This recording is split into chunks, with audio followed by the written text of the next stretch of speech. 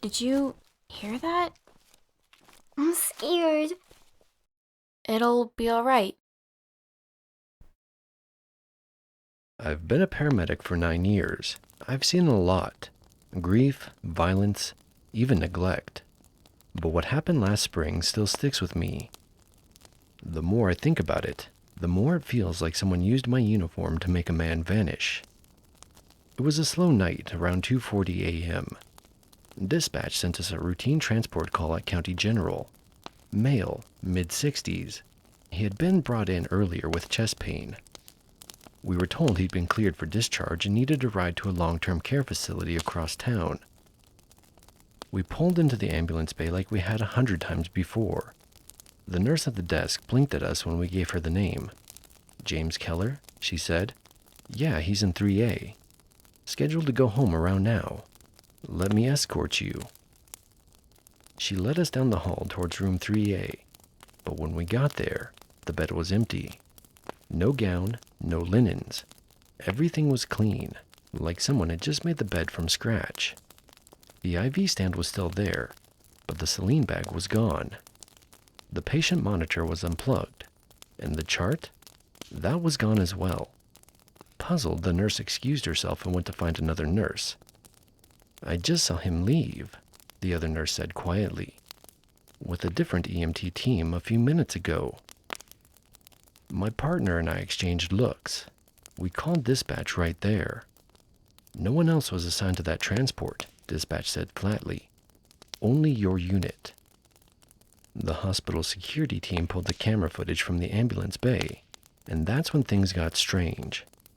The video showed a county EMS rig, just like ours, pulling in at 2:42 a.m. Two men got out, both in standard paramedic uniforms. From a distance, they looked exactly like us.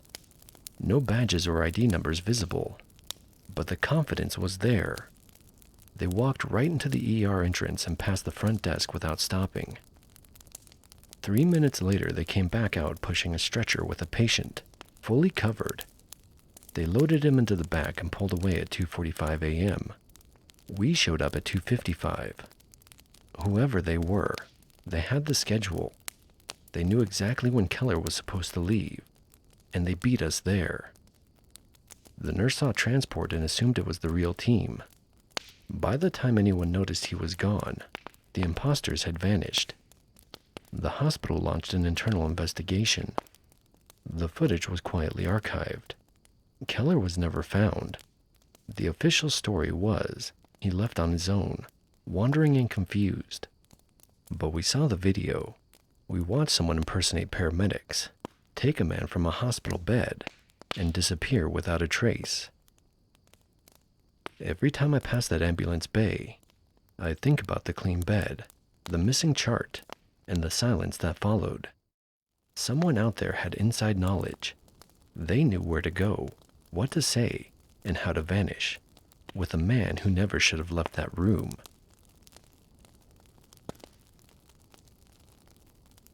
That was the end of our first story. Let me know in the comments what you thought about it. Also, take this time to hit the like and subscribe, and don't forget the notification bell. I would love to read your scary stories. The sites to send them to are up on the screen.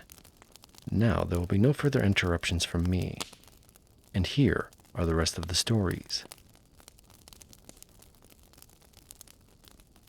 I've worked as a security guard at the ER for about a year now. Mostly it's just dealing with drunk visitors, occasional fights, and keeping an eye on things overnight. But there was one night that I keep coming back to. Something that shouldn't have happened but did. It was just past midnight when I spotted her. A woman walking calmly through the waiting room. Nothing unusual at first, except she wasn't a patient, didn't look like staff, and no one else seemed to notice her. The receptionists were busy. Nurses were rushing by, but no one acknowledged her at all. She looked lost, but there was something else. Her eyes were sharp, scanning the area like she was hunting for something. I kept an eye on her as she moved toward the back, near the patient rooms. I radioed the front desk to ask if anyone was expecting a visitor or new patient, but no one had any idea who she was. I went to approach her, and she saw me coming. Suddenly, she darted toward the restroom. I moved to follow, but before I could get there, I was called away to help restrain a patient who'd become aggressive. By the time I had dealt with that, the bathroom door was open and there was no sign of her. I walked the hallways in the lobby and I didn't find her. I asked the nurses, but none of them recalled seeing anyone like that. Then a few minutes later, I caught sight of her again near one of the patient rooms. I approached quietly, and when she saw me, she froze for a second. Then she smiled, but it didn't reach her eyes. "Can I help you?" I asked, keeping my voice steady. She said she was visiting a friend, but couldn't say which one. I told her she needed to check in at the desk or leave. She nodded slowly, then walked away. I watched as she headed towards the exit. Still no one else reacted to her at all. She had an odd way of not gathering attention to herself, and I couldn't help but think she was like a mouse. I thought maybe she was just a lost visitor and was too nervous to ask for help. I've met people like that before. I wanted to make sure she was gone, but as she walked away, my attention was drawn elsewhere by a nurse coming on shift that said hi to me. When I glanced back toward where I'd seen her, she wasn't there. It was a clear shot from where I was to the lobby exit through the glass in the ER entry door. Unless she sprinted, there wasn't enough time for her to leave the building in that short moment I looked away. I checked the security cameras in the lobby and the hallway. Nothing, no sign of her walking out. I asked the nurses again, but none of them recalled seeing anyone like that. Then I got a call from the front desk. A commotion in one of the rooms near the ICU entrance. I rushed over, and guess who it was? She was in a patient's room with two nurses holding her back. The man in the room was unconscious and had been in a bad car accident. The cops came and got her, and what happened to her after that, I don't know. I heard from one of the nurses later that the woman was the man's wife, and they caught her trying to smother him with a pillow. It was something about a life insurance policy. I don't know if that was true, or if the nurse added her own ideas into the story. Either way, I'm glad I'm not married.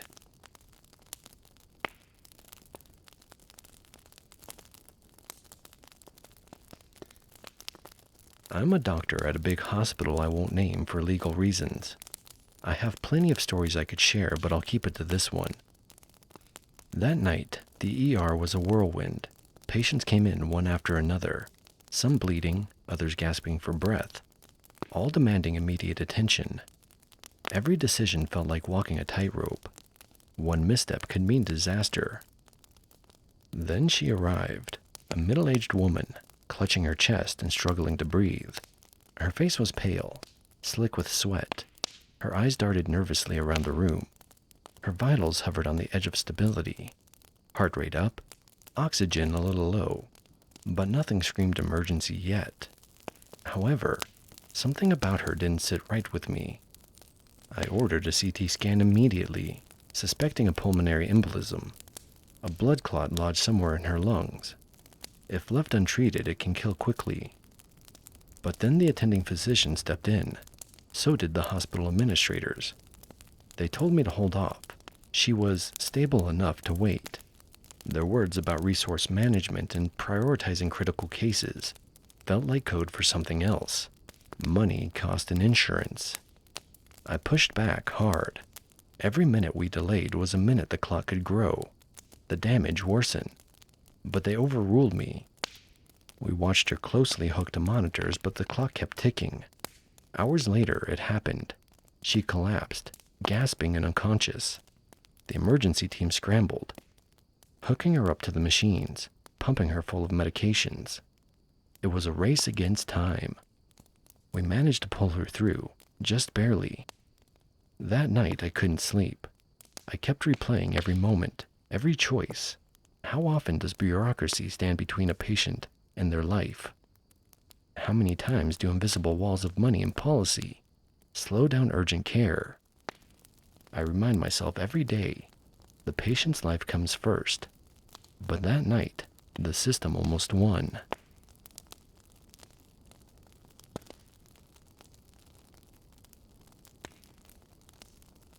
I had been working the night shift for hours. and it was one of those nights where everything happens all at once. Calls, crashes, monitors beeping. The kind of chaos you get used to as a nurse, but never really get comfortable with. It was in one of those moments, as I was rushing around, I noticed he wasn't in his room. A patient under close observation. Someone we were supposed to keep tabs on because of his heart condition. But his bed was empty. The sheet still rumpled like he'd just vanished. I double-checked the chart. There were no notes, no alerts. Nothing about a transfer or a test scheduled. I asked around, but no one seemed to know where he'd gone. At first, I thought maybe he'd been moved and I'd missed it in the shuffle. But something about it didn't sit right. The halls were quieter now. The chaos paused or maybe just shifted elsewhere. My stomach tightened as I started searching room by room, my heart pounding a little faster with every empty space. Then I found him, slumped on the floor near the nurse's station, barely conscious, his breathing shallow and ragged. I called a code blue immediately. It was touch and go for a while. I did what I could, started CPR, gave him oxygen, prayed he'd hang on until the team arrived. Watching him fight for each breath felt like time itself had slowed. Every second dragged out, but I didn't stop. I couldn't stop. When the team finally took over, I stepped back, hands shaking, sweat stinging my eyes. We'd caught it just in time. Later, I overheard whispers in the break room, how someone should have been watching him better, how the night was too hectic, how maybe things slipped through the cracks. But no one wanted to take responsibility. The hospital is supposed to be a place of healing, but sometimes it feels like a machine barely holding itself together. Staff stretched thin, rushing, distracted, and patients slipping through the gaps.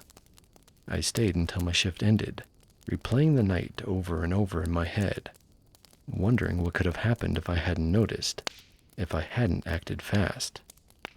The guilt and exhaustion weighed heavy, but so did the relief. That night reminded me how fragile everything is, how close it can come to disaster, and how one person's vigilance can mean the difference between life and death.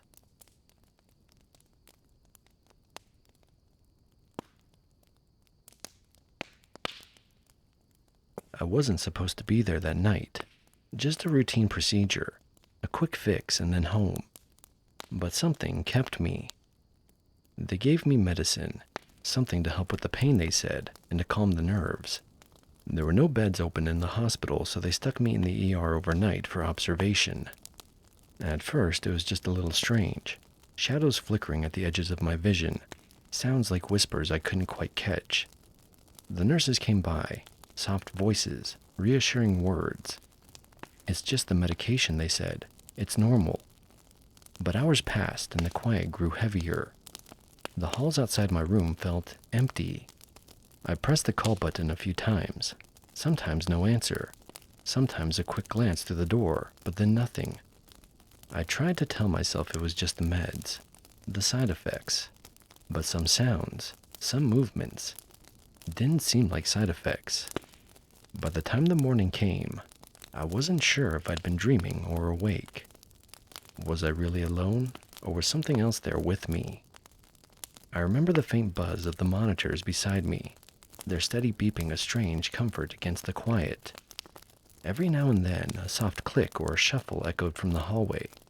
Footsteps, voices too low to make out. But the usual bustle of a busy ER was missing.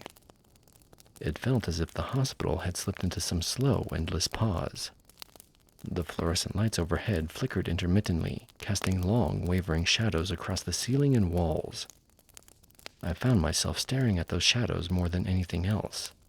Shapes shifting just beyond focus, never quite settling. It was the kind of movement you notice in your peripheral vision, but when you turn your head, there's nothing there. Sometimes the cold crept in, not just from the hospital's sterile chill, but something else. My blankets did little to stop it. The air seemed unnaturally still, as if the very atmosphere was waiting, not quite settling, like a silence stretched too long between sounds. Nurses passed by on their rounds, but they moved quickly. like shadows themselves, avoiding eye contact and speaking in clipped tones.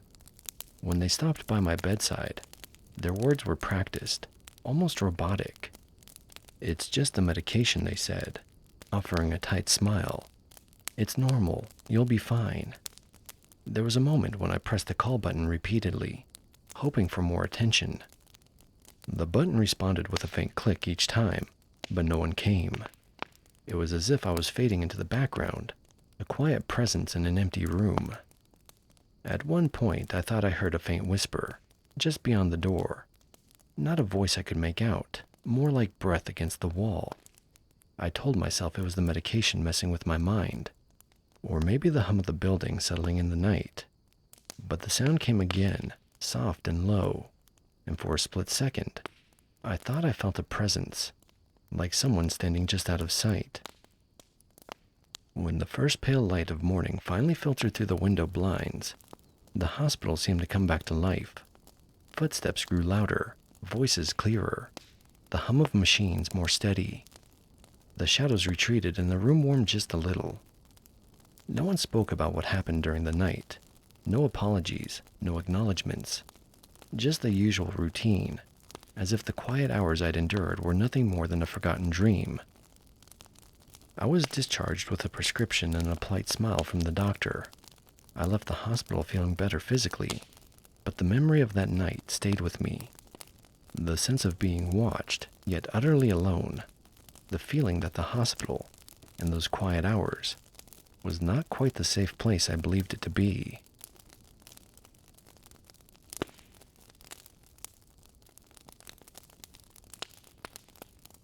I work night security at a medium-sized ER. Nothing fancy. We've got a small psych intake, a trauma bay, and about a dozen rooms we rotate people through until they can be admitted or sent home. It's a lot of cigarette breaks, watching monitors, and walking the same 3 halls for hours on end. You get used to the background noise, crying, alarms, sudden shouting. It stops rattling you after the first few months.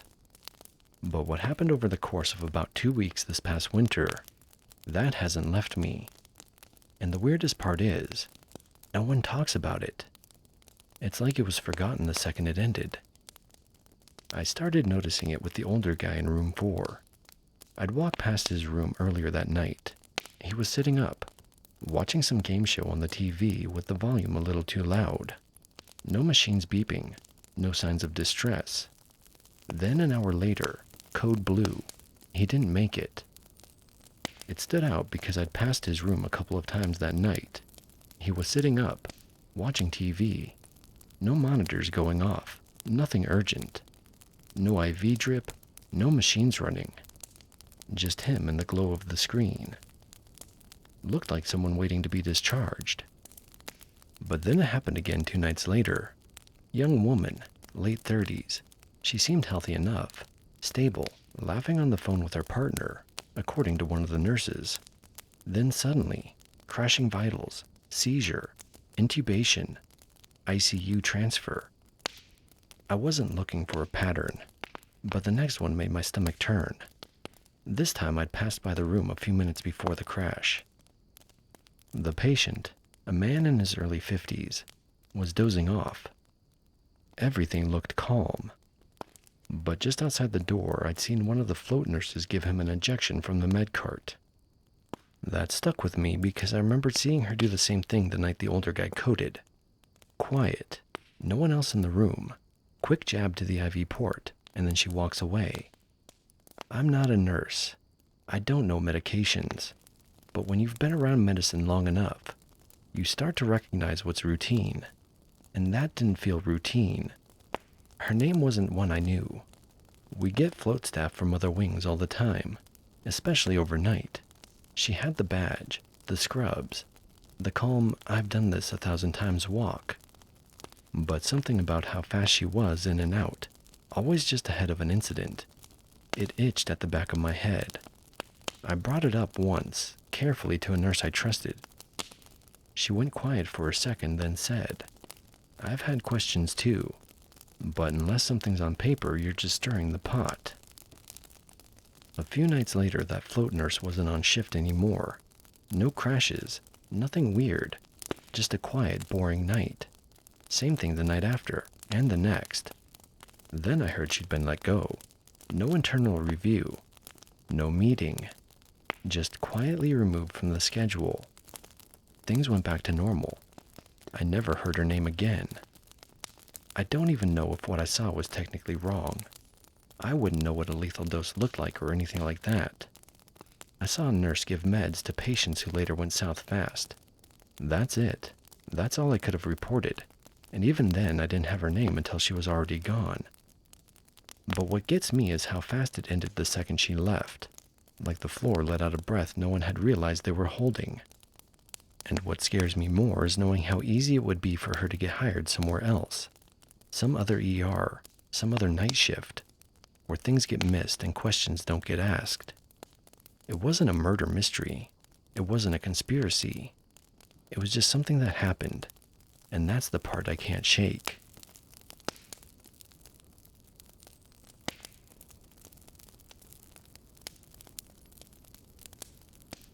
We had just picked up a middle-aged guy after a minor car accident. On the surface, he seemed fine. A bit shaken, some bruises, but nothing screaming emergency. Working as an EMT for as long as I have, I've seen a lot worse. But as we loaded him into the ambulance, I noticed something else.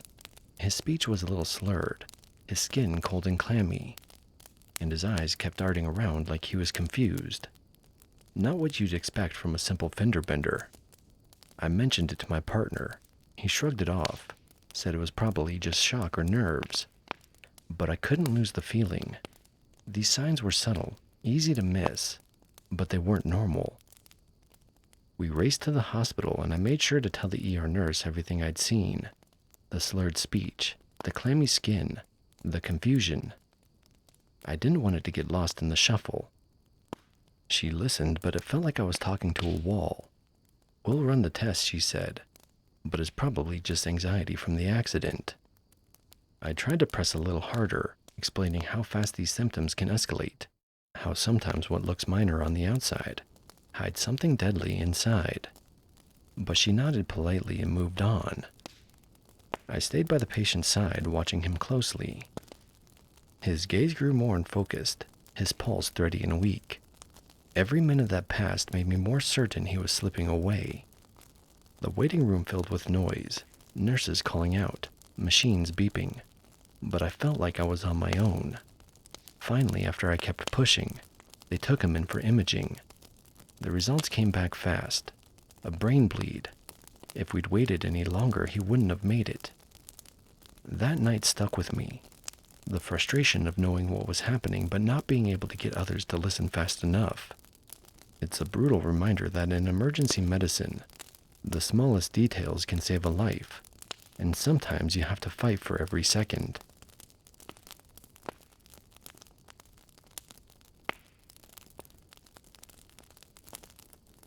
It was just after midnight when she was rushed into the ER, a woman in her 30s, pale, clammy, and in obvious distress. She clutched her abdomen, wincing with pain that didn't fit any clear pattern. Her vitals fluctuated wildly, blood pressure dropping then stabilizing, heart rate erratic. We ran every test, blood work, ultrasounds, CT scans, but nothing explained what was happening. Everything came back normal. No infection, no injury, no signs of internal bleeding. I'm a fairly new doctor, so I called in specialists, hoping fresh eyes would catch what I missed. But even they were baffled. Her symptoms didn't fit any clear diagnosis. It was as if her body was screaming in a language we couldn't understand. Hours passed like days. She grew weaker, confusion setting in. At one point, she stopped responding to questions altogether.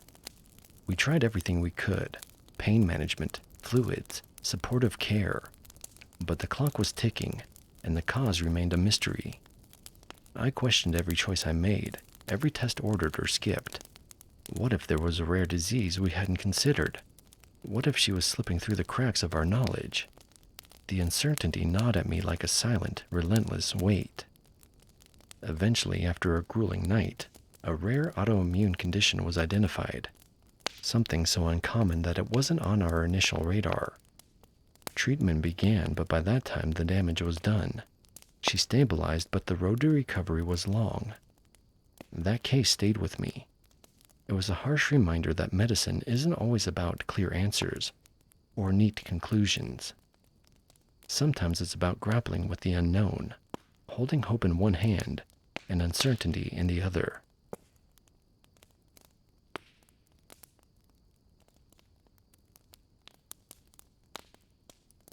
I've been an ER nurse for over 10 years, but I only recently moved to a small town and have been working at the local hospital for 4 months. A few nights ago, something happened that I can't explain. The ER was quieter than usual during my late shift. The steady hum of machines and distant footsteps were the only sounds. Then, without warning, the overhead speaker blared a code blue announcement.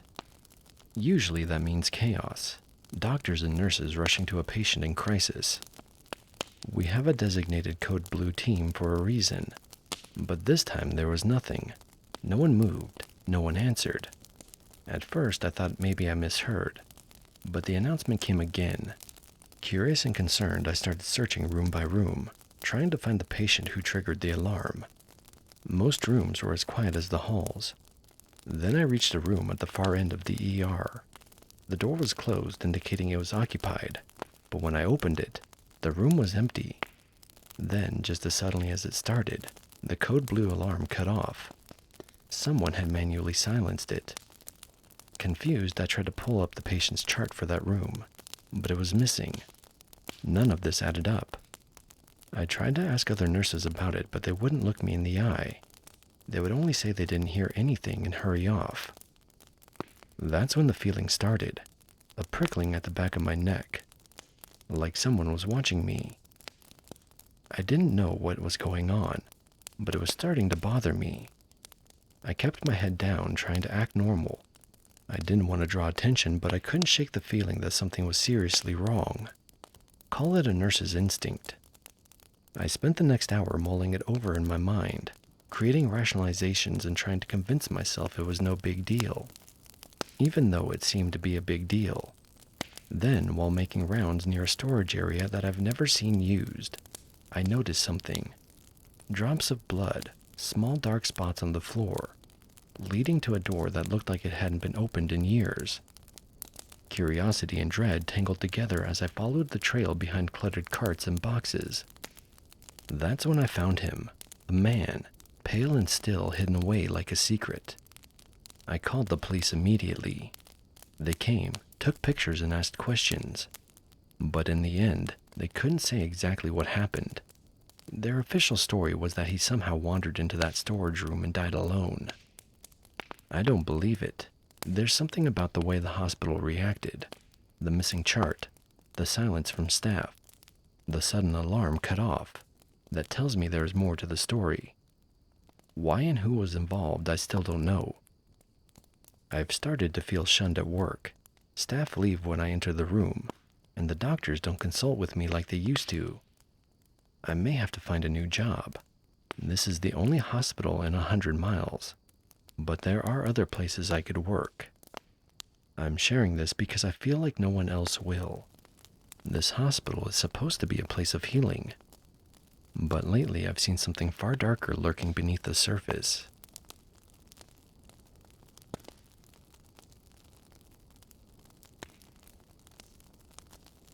I went to the ER for what I thought would be an easy fix. I'd been feeling some sharp pain, nothing I'd ever experienced before, but I figured it wasn't serious. I didn't expect to be thrown into a nightmare. The ER smelled like antiseptic and sweat. The harsh fluorescent lights buzzed overhead. Nurses and doctors moved around me with tired eyes, their voices a low hum in the background. I was scared, but I trusted them. At first, everything seemed normal. Vitals checked, questions asked. But then things started to go sideways. My pain wasn't where they expected it to be, and I kept telling them it was getting worse, sharper, moving down my side. One nurse was assigned to me, but she seemed distracted, rushing, avoiding eye contact, almost like she didn't want to hear my complaints. I kept trying to explain how bad the pain was getting, but the nurses barely seemed to hear me. They were moving fast, checking boxes, pushing me from one test to the next like I was just another number.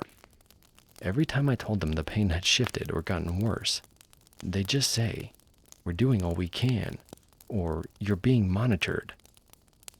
It felt like they were so focused on following procedure that they weren't really listening. Like my words didn't matter.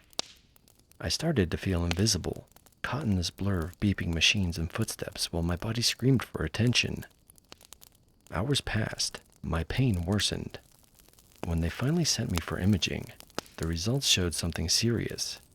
A kidney stone and the start of a raging infection. If it had gone unnoticed any longer, it could have landed me in surgery or worse. I felt betrayed. How could they have let this happen? By the time they finally treated me, I was exhausted and scared. Scared that if I hadn't pushed, I might not have been so lucky.